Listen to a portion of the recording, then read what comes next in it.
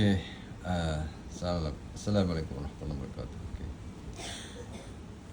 Bismillah, alhamdulillah, salatu wassalamu ala Rasulillah sallallahu alaihi wasallam wa ala alihi wa sahbihi wa man wala. Okey, petang ni saya nak cerita sikit pasal jus buah kulim lah. So, baru siap batch. Latestnya batch baru siap minggu lepas tak silap saya. Jus buah kulim ni, jus buah kulim kita insya-Allah. Ini lempar ni. Macam tu lah. Brand tu lah. Itu dia ramuan dia, buah kulim yang segar, bukan ekstrak buah kulim mana yang raw lah, daripada buah. Kita beli buah kulim yang kulit dia kulit keras tempurung tu masih lagi intact. Dan saya terpaksa ketuk, lepas tu kikis, yang lapisan luar tu saya kikis kan, warna koko coklat tu kikis kan, lepas tu kita basuh, clear up dia punya ubat-ubat, gitulah.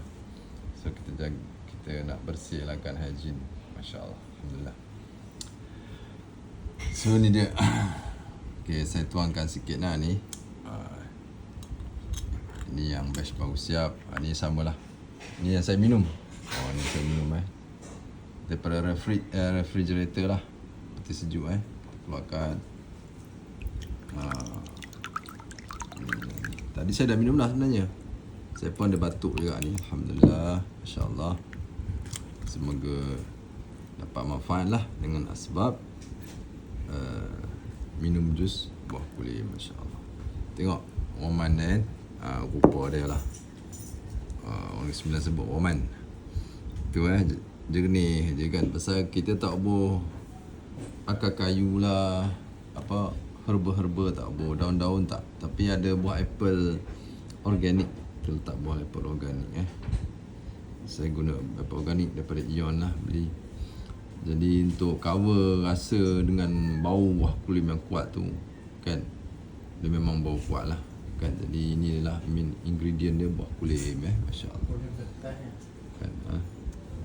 So alhamdulillah, jus buah kulim ni tahan insya-Allah setahun lebih, setahun setengah tahan kita dah buat, alhamdulillah. Dah berapa setahun 2 tahun, tapi daripada pengalaman kita buat jus apa nama, jus luban, jus mana kan, jus raihan, semua ni kan, alhamdulillah. So saya minum masya-Allah, saya minum.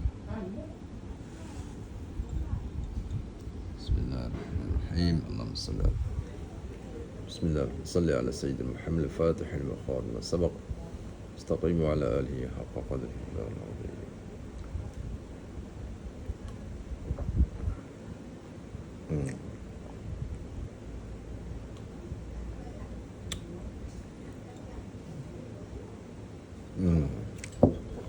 Alhamdulillah. Okey, memang rasa kuat sikit buah kulim ni kan, memang berbau lah. Kalau orang duduk sebelah memang berbau, masya-Allah.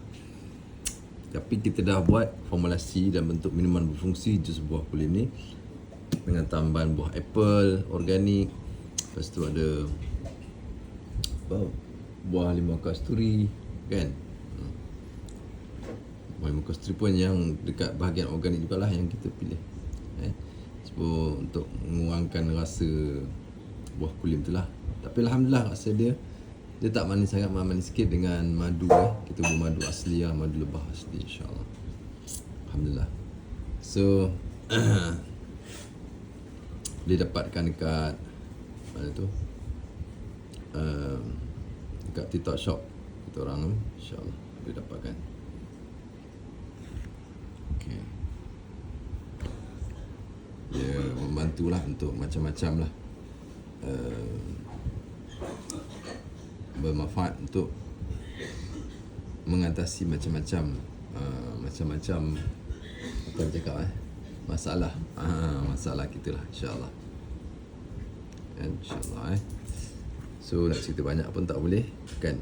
Jadi rasa dulu kan,